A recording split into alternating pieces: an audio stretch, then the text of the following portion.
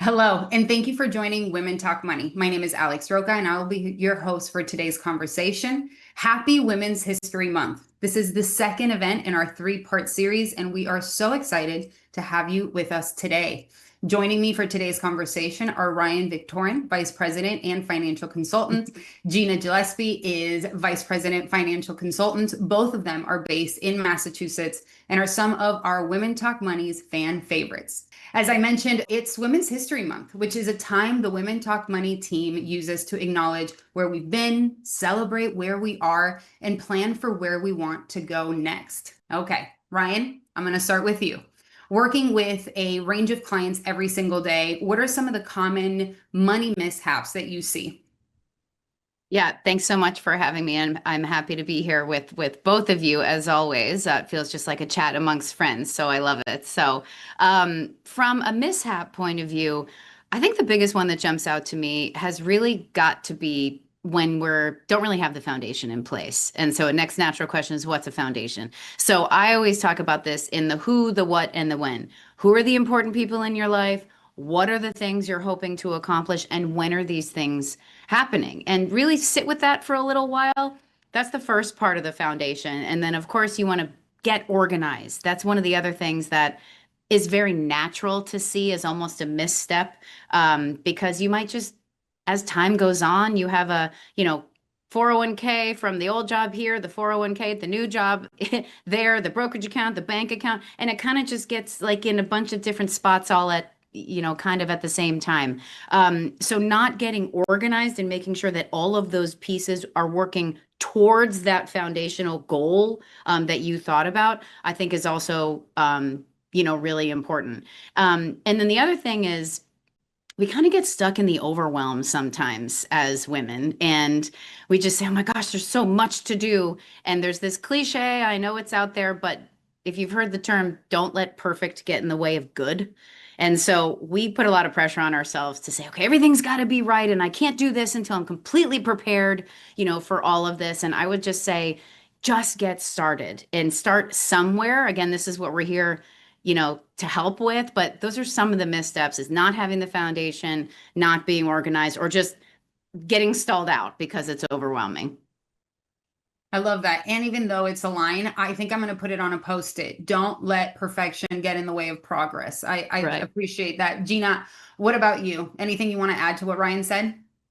I think to build, Ryan, I love when you talked about like not having that foundation, because sometimes people could have had the foundation, but maybe it was 10 years ago even.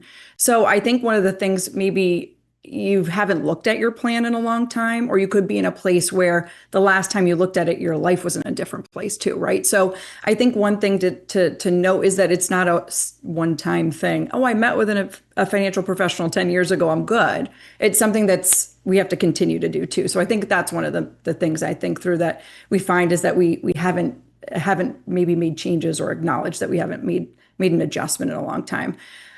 I think when we come to the Women Talk Money calls, I want us to be specific too. So let me give you some specifics of things, because, maybe we don't have a plan, but what if you had a plan and things that maybe we could do a little bit better? So maybe we're investing in a Roth IRA or an HSA, but I see individuals all the time, and I'm sure you do too, Ryan, that they haven't invested the money. So I contribute to an HSA plan. I need some of it now, so maybe some of it should be liquid, but some of it I'm going to use in retirement. Let's invest that money. Let's get that money working for us. Another is, we brought up that you maybe haven't looked in your plan in a while. I have individuals who come in and say, I think I'm doing the company match in a 401k or 403b, but they're not. So make sure you do those matches. That's a little misstep.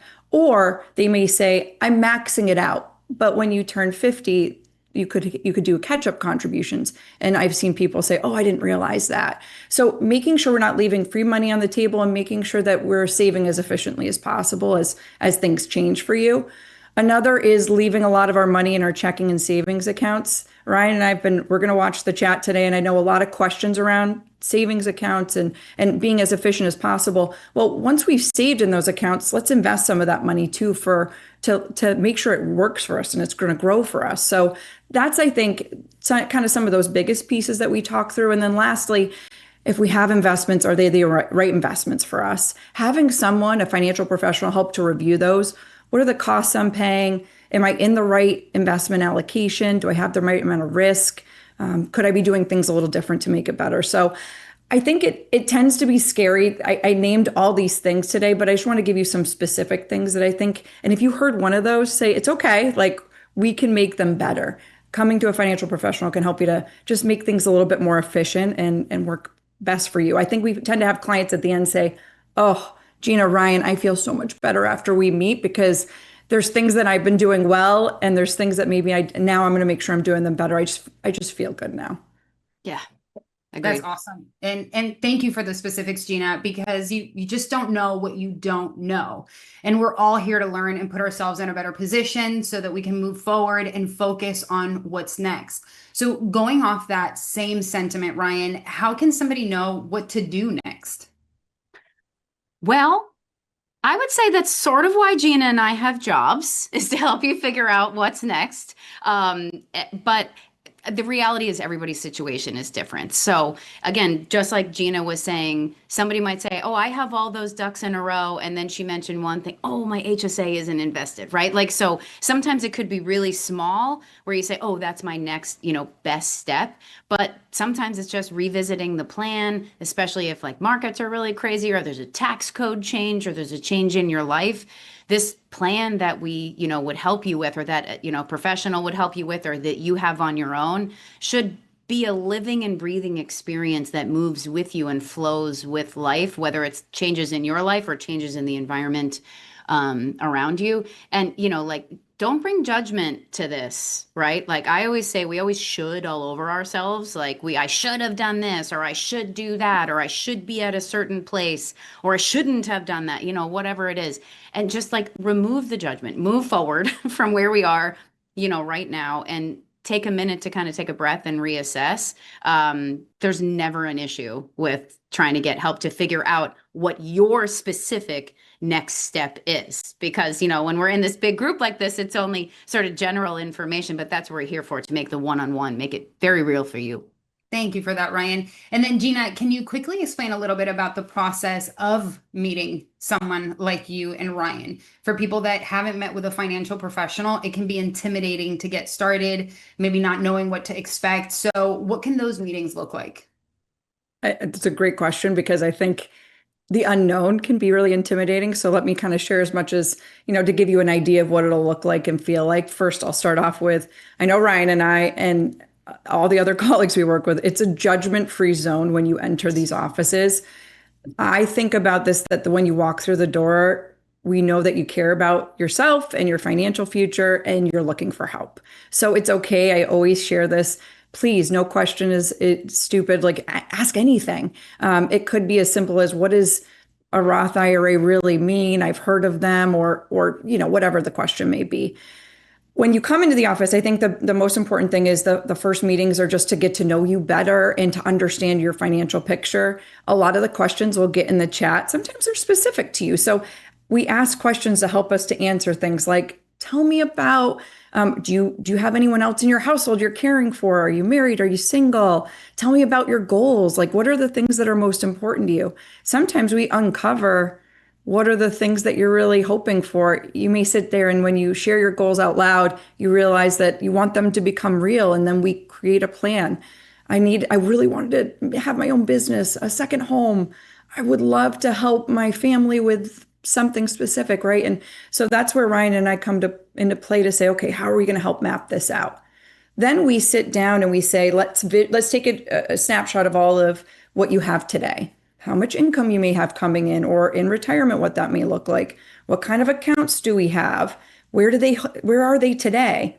Can we simplify things and consolidate some? And if we can't, that's okay. The goal is to kind of put things in one place as a picture to give us an idea, are we on track? So we have lots of software here. We'll help you to input this. A lot of those documents are living and breathing, like we say, so you can use them when you're not with us. A lot of clients like doing that just to kind of understand where they stand in between meetings. And then lastly, we might decide here, there's some things that we should do to make your plan more efficient. It could be around budgeting. It could be around how we can save differently. It could be, I want to make sure I'm investing in the right way. I think the most important thing to know is that we all have people we know that have the Excel spreadsheets that are color coded and they may have their budget all aligned, and we have people that don't. You don't have to be the color coded spreadsheet person to come into Ryan and I. You don't have to be prepared to come into us. Part of what our job is to help you to answer a lot of these questions together. So it's very much collaboration. Yeah, absolutely. Can I hop in here for a second, Alex, too? Definitely. We won't turn down a color-coded spreadsheet. Okay. We love a Never. spreadsheet. We're the finance nerds, right? Okay, fine. But at the same time, you're totally right, Gina. Like, again, we think that, oh, we have to bring everything, and everything has to be perfect. Again, just show up. That's like 90% of the first part of it, and then we'll guide you through it. But there's a really important point that I have to make, that I make every time.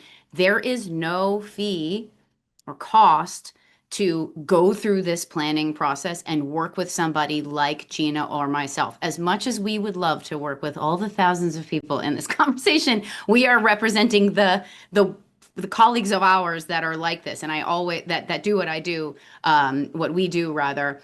And it doesn't matter where you are in your journey. You could be just getting started and you need to just kind of get the things in motion and automate and, open accounts and get going. Or you could be well into your career and you might say, I haven't needed help up until now, but retirement is closer. There's a light at the end of that tunnel, and I really need to start to do some of this. Or God forbid, something happens where we see this, unfortunately, a spouse passes away and now there's a life event, or somebody gets married even, or a divorce, or something happens where you say, now I need some help. So it doesn't matter where you are, how complex it is, if you're just getting started or if you're well into your career and you've saved a whole bunch, this is what we're here for. And if you reach out to us, we will help you figure out the best version of support for you, given where you are. And again, I constantly remind the clients that I meet with for the first time, there's no cost to going through this process. So it's just very important to understand the difference between financial planning and building that out versus professional investment management, which I know we'll talk a little bit later, which is where some of the costs start to come in. So I just want to make sure that everybody knows, we feel like our clients are entitled to it. It's free, and not free one time, and not like fake free. There's no shoe that'll drop. It's like free. I keep saying this because people don't believe. For real.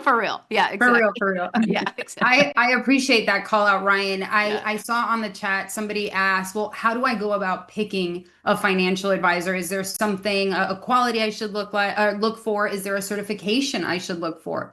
Any commentary there? I'll answer quickly. So, it's partially experience, right? So you want to say, what's your experience? How do you work with clients? Again, we are speaking on behalf of Fidelity, of course, but sometimes there's advisors at different places. So Gina just described really quickly the process. And I know we have other Women Talk Money sessions that go like way deeper on all of these topics that you can refer to and find on our YouTube channel. But at the same time, you want to understand what the process is. And again, at Fidelity, there's no cost for it, but there could be costs if you work with, another advisor. Sometimes you want to look for a certified financial planner designation. I always encourage getting some local support because there are state to state differences, particularly from a tax or an estate planning point of view. If you're in Massachusetts, like where Gina and I are, versus Florida, it's very, very different. So you want to make sure you get some local support. And again, we'll help you find that. But I think just understanding the experience. And then the other part of it is you can talk to somebody or you might have an advisor now where you say, they're a nice person, but like, we're not clicking. This isn't the right fit. And so you have to connect with them. And it's okay to interview or ask around or say, hey, this isn't a right fit. Maybe we need to evaluate differently. Yeah, I want to add one little thing and then I'll throw it back to you, Alex. I think about your relationship with your advisor as being important enough. You have to share things that are really personal sometimes, maybe family things that are going on and why an estate plan is important. You have to be comfortable to share things and be vulnerable with each other. And it's okay. Not everybody connects with everybody. But make sure you find somebody that you feel utmost comfortable with, that you can share these really personal things. The more the person knows about you, the more we can help you. So keep that in the back of your mind, personality wise too, just to make sure, because this relationship, it's more than just sharing the facts and the figures. There's a lot more to it. Yes, we love our spreadsheets, but also I'm constantly asked, are you half psychologist, half financial, but yeah, we're sounding boards because sometimes we're talking about it really important things. Sometimes it's very exciting things, but sometimes it's heavy things, and navigating differences. And sometimes it's like between a couple that we got differing opinions and we're sort of that objective third party or parents to children or the other way around. So it's there's a lot of different family dynamics we have to work through too. So it's got to be the right fit for you. I am thrilled to hear you both kind of share that sentiment that it's about finding the right fit. You don't think about it twice with a doctor. If it's not a good fit, you find another doctor, and it's the same with financial planning. Thank you both for sharing. Sometimes I think it's hard to start something new. The unknown can be so scary. So I want to give another quick shout out. I saw that Ashley shared on the chat that she just opened her first brokerage account and she's nervous, but she's excited. And we are cheering you on, Ashley, for opening that brokerage account. Ryan, I want to you talked a little bit about, hey, the relationship isn't just a one and done conversation, right? You can talk at multiple stages of your life, whether you're just starting, whether there's a big change, or whether you just need a little reassurance. So can you share any tools, tips, any routines that you use with your clients or share with them to help with their overall planning process? Or just their financial organization? Is there anything you can share with our audience today? Yeah, totally. I have a couple. The first one is actually, and this really is if you have a Fidelity account. So if you just opened a brokerage account at Fidelity, good news, you have a new tool that you have access to already. And this is for anybody that does have accounts. This is a fairly recent tool, so I've wanted to add it in. And it's a tab that is a spending tab on Fidelity.com on your planning tab. So once you're logged in, and again, we just rolled this out a couple years ago, so we're still kind of learning and it's growing. But you can link things like bank accounts, of course, everything at Fidelity feeds right in, but credit cards, anything like that to capture and categorize your expenses. So it gets you, a better sense of really what you're spending. And sometimes, I don't know, Gina, if you come across this as well, where sometimes, especially let's say we're a client potentially heading into retirement, we say, I've never lived within a budget before, but now I have to understand what my withdrawals are. And it kind of feels like homework where they say, I got to gather all this. I don't have the color coded spreadsheet. So we have a tool now that just sort of aggregates this for you. So you can really get a sense of where you are. You could be close to retirement. You could be just starting out to get a sense of what that cash flow really looks like. So that's a really cool tab that I think, again, if you think things like this is cool, like me, then it's a very cool tab. And so the other thing is more of, rather than a tool, and I think we're going to put the links in the chat, by the way, but I always advocate for automating things when you can. Like automate your savings, automate your contributions, automate your distributions, which is one that people think about. Like, let's say you inherited an IRA from a parent or a spouse or something, and now you have to take money out. Automate it so you don't forget to do it. And you automate your saving, automate the investments. It tends to keep you invested, but it also just takes it off your plate, particularly as women, but anybody. We just have so much to do that I think removing it from your plate, and rather than 15 line items to try to pay each bill, it's automated and you just have one line item to check to make sure it's going okay. And so I think automating things like that is a huge one. I'm so glad to hear you talk about automation. It was a topic that came up quite a bit in our last session as well. I think it's so important. Gina, once our foundation is created, how can someone tell if they're on the right track, or how would somebody know if it's time to make an adjustment or pivot? So if I had to think about the most important thing when you're creating a plan, I think about the fact it's probably going to change and we want some flexibility. So when you say pivot, I was just smirked because I was like, oh my gosh, every plan has to generally adjust or pivot over time. That's just normal stuff. One of the things, so the first kind of part of the question is like, how do we know if we're on track? So we have, Ryan, you brought up the spending software and tab under our planning software. So we innately plan with clients and share, and we show you where you are with all these really great tools that we have on our website. And these are resources for you. I love it because It tells you where you are, where you stand, right? So it could be, there are a lot of questions I was reading in the chat earlier that were talking about, how do I know that, if someone says I need $1 million, is that right? Well, you could need something so different, right? So it depends on how much money you need, when you need it. So we create this customized plan for you to say, this is where we stand today, and we continue to revisit it.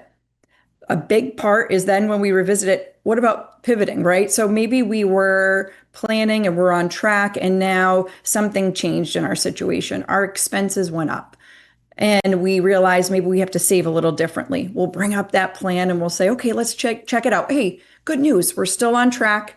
We were, saving a certain percentage. We're doing a little less now. You're still in a great place. Okay, good. Then you kind of feel a little less, I don't know, I don't want to say guilty, but you feel a little less pressure if you were having that feeling that you were doing the wrong things. Maybe you had to use your emergency account, and you can term, maybe cash in the bank, whatever way you want. But when you say emergency accounts, usually unexpected things that come up. And if you had to use it for something unexpected, that's what it's there for. So maybe we have to fund it again, right? We're pivoting to say, oh, we use some of that money. Maybe I need to take some free cash flow and fund it again or add more to it. Or the goal is that you got to the place where your emergency account was taken care of, and you call me with good news to say, hey, I have some extra cash. I don't know what to do with it. Where do I save it now? So we'll go through goals together to figure out if we're still in the right place. I think it's really important to know that the pivot points, I'm just sharing examples today because I think it helps people to understand like what really happens with a plan is that it's this living, breathing document. It can change. Another change that could happen that you have one is, what if your financial professional retires, or your investment manager retires, your accountant, your estate planning attorney retires?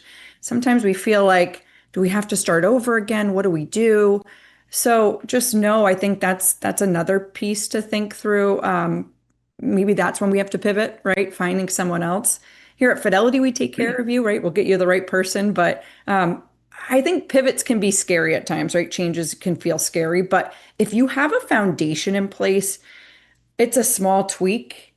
We talk about like adding 1% more per year makes this small tweak makes a big difference. If we have the foundation in place, hopefully these small tweaks won't feel so overwhelming. So I like to kind of make sure you also meet at least annually, maybe twice a year, like semi-annually, just to make sure that, you don't have to do these big changes, right? There's small changes over time. So those are just the kind of the pieces of, how do we know we're on track? We'll use this software and financial planning software to show you where we are for any goal that you may have. And then those pivot points, like once we have the foundation, again, we might have to make some small changes, but that's very common. It's okay. Absolutely. Thank you for giving us that reassurance. Now, Ryan, I'm coming to you for this one. For those of us that maybe already have goals outlined, a plan in place, what can somebody do to think of it as leveling up their next financial milestone? Yeah, I mean, I think this kind of goes to a lot of what we've been saying today, but this is going to be different for everybody, right? Depending on where you are. You might have saved that emergency fund and now you're investing. You might say, hey, I have my house, I'm now saving for my second house. So how do I level up the goal that I actually have? Sometimes it's automating is at leveling up, like I just said. But I also think getting a second set of eyes, or building out that plan, but also getting some advice in whatever the category that you have, or that your goals are, really can help. And I know we've been talking about that a lot today, but I actually have a visual that I want to pop up, and it helps kind of make the case for advice. And if you look at the categories that are on this screen, notice we're really not talking about investments. We're talking about saving for retirement. It could be estate planning, could be saving for a vacation. That could be any goal, could be minimizing taxes, saving for long-term care expenses. And how much more confident people are when they have advice relative to those goals versus not.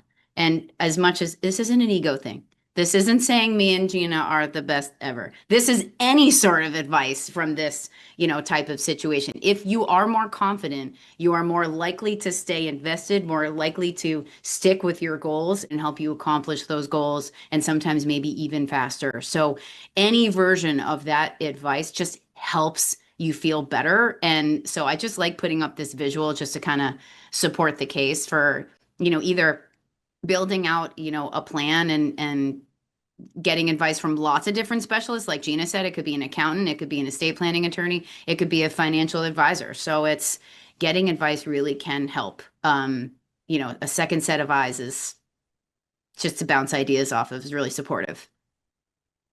That's a great visual. And I want to call something out here, Ryan. It says that combining financial advice and investment management can potentially add 5.1% to portfolio return. So how can somebody know if it may be time to consider a professionally managed account?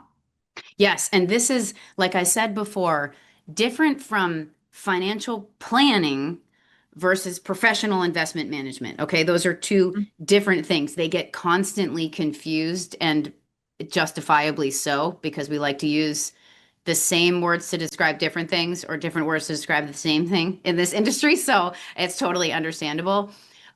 Building a financial plan is everything we've been talking about today. What's your foundation? What are you on track for? Things like that. That's the part that, at least at Fidelity, doesn't cost you anything.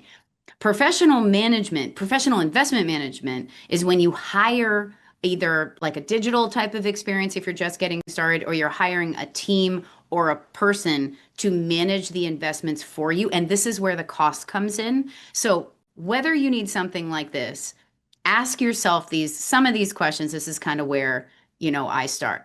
Do I feel comfortable in this space? Okay.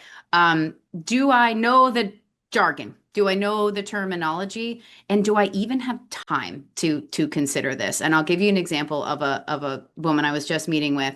I said, how often do you look at your accounts? And, when do you look at it? She says, well, I log in at 6 a.m. before my kids wake up, and then I log in at 9 p.m. after they go to bed. And I said, so here's the thing, the market's never open when you're looking at your accounts. And so it's just thinking, and that she's busy, like she doesn't have a chance between, Monday through Friday, between that time period. So in her case, she's starting to say, okay, maybe I do need some help because I don't have the time to look at this. And that's totally okay. But it's also, do you want to do this? Some of my clients love doing this. They're the ones, there's overlap with the color-coded spreadsheet. Okay, that's the same guy. It might be the same person. But some people really do enjoy doing this, and they know what they want to do and when they want to do it. And they would come to either me or Gina for like validation for what they're doing, or to punch holes in their strategy. But if you really think this isn't the right type of situation that you're comfortable with, those are the types of questions you ask yourself. The other one that I think is a bit of a symptom of the markets over the past few years is twofold. Lots of clients say, I can manage money when the stock market's doing this, but I get a little uncomfortable when the stock market's doing this. And they might say, uh-oh, I don't know if my head can do it, but I don't know if my stomach can do it. I get to a little bit uneasy. And so I need to add that barrier. But the other thing that I've seen over the past few years is the market has done, if you look at like 2023, 24, 25, it did so well and it grew so much for those that were invested. I've started to hear, I was okay with investing when I first got started. These accounts have now grown to an amount that I am uncomfortable being responsible for. And it starts to say, ooh, not to mention the fact that the IRS just loves being involved when you grow your assets. And so in a brokerage account in particular, my clients say, I can handle my IRA with no tax issues, but my brokerage account, I don't know what to do from a tax perspective. So as the assets grow, the complexity tends to grow. And that's when my clients say, should I get help? And again, that's what people like Gina and I are here for, to help you evaluate if you need it, what it is, what type, what does it cost, what's the performance been, is it appropriate for you, and how would it change over time? So it's just a conversation at this point, and we're here to help you figure out whether you need it. And I always like to say, like, investments, like, so we're talking about the financial planning piece as being free.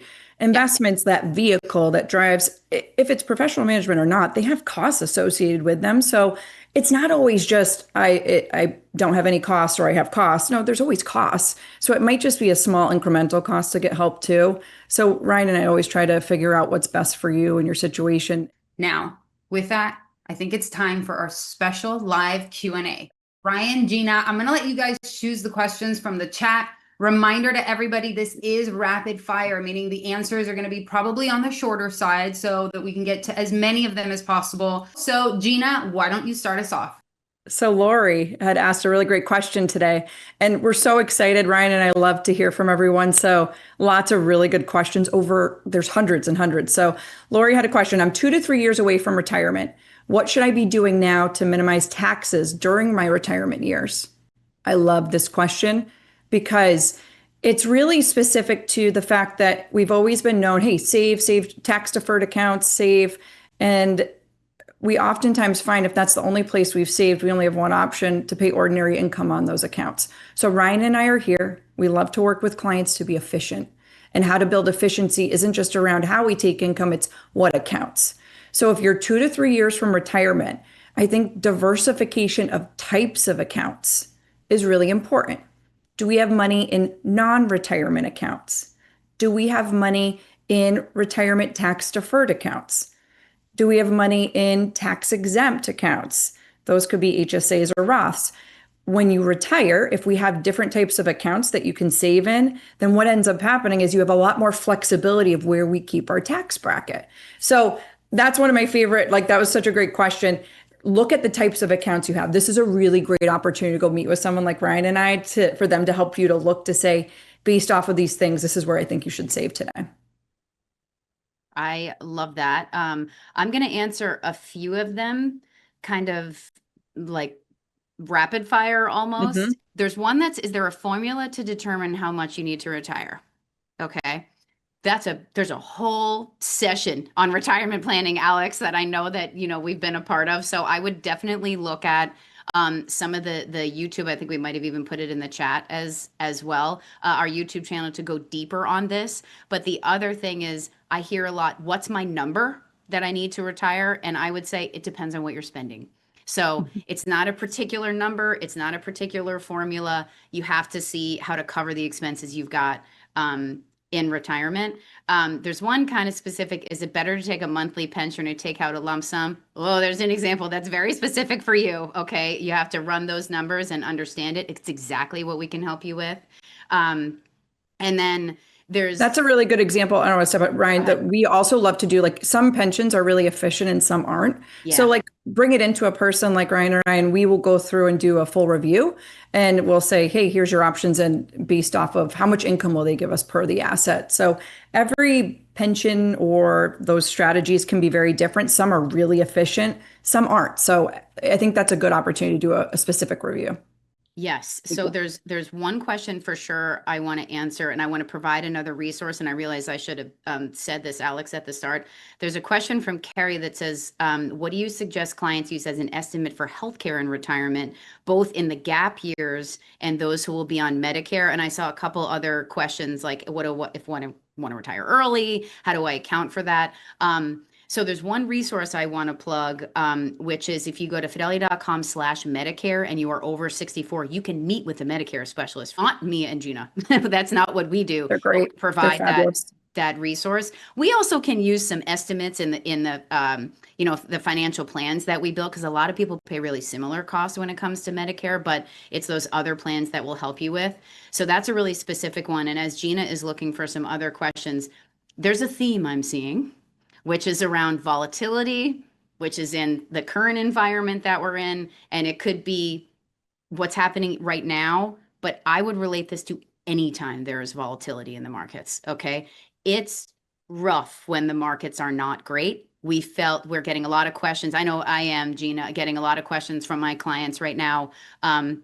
Should I change anything? Is there anything that I should change? What's Fidelity's opinion on things? But also we got these same questions about a year ago because there was another pullback in the market, and there was one in the year before that, and then a couple years before that. So like Gina said, volatility is normal. It never feels great, but it's totally normal. Now, this is why having a financial plan is so important and why we do the planning first and the investments second. Because whenever my clients reach out and they say, hey, so it's such and such is happening in the world, I feel really overwhelmed. Should I change anything in my investments?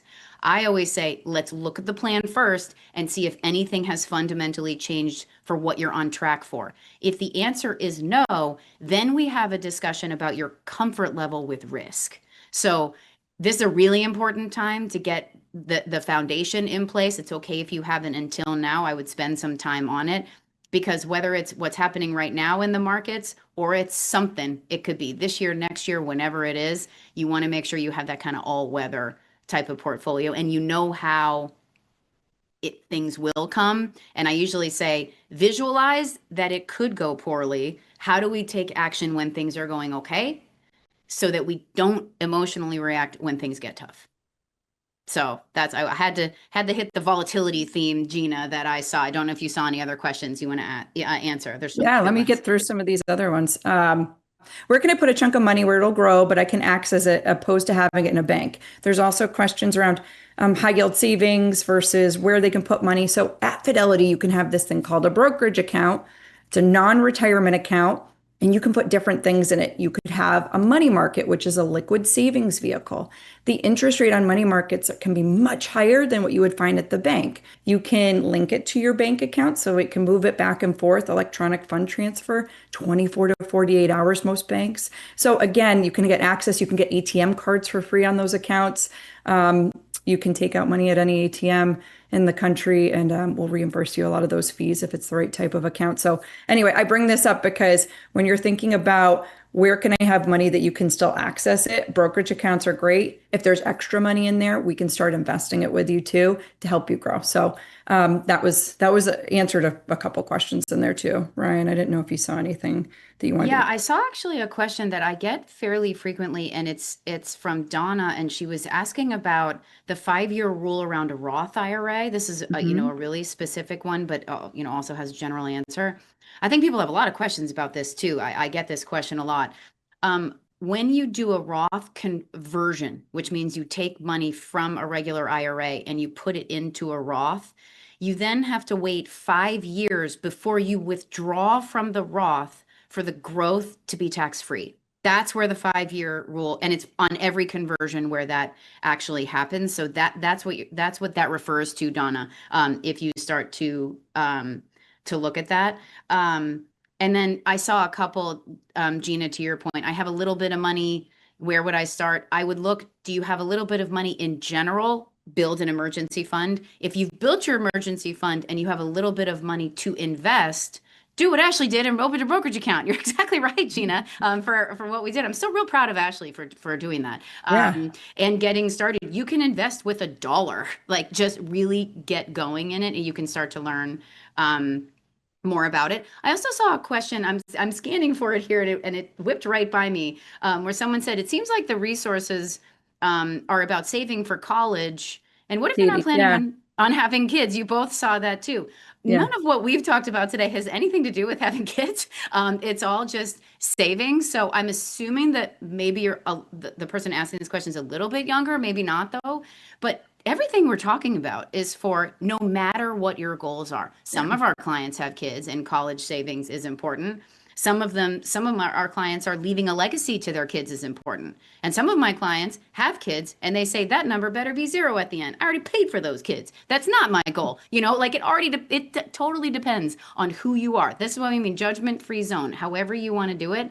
Everything we're talking about today has nothing to do with the fact that whether you're married, single, kids, no kids, adopted, divorced, doesn't matter. We're here no matter for what it is. And with that, Ryan, I'll stop us because we're almost at time. So thank you both. We could just keep going. We could I do know, this for an we hour. could just stay here for another hour, but we have covered many of the topics. Ryan said this previously in Women Talk Money sessions, which are available on our YouTube channel. You can also browse all of our free resources on Fidelity Learn. Ryan, Gina, always a pleasure to have you with us. Thank you for your time. Thank you for your incredible insights today. We love hearing from you, and I am sure that we're going to be seeing you both again soon. To everybody watching, thank you so much for joining. Have a great day.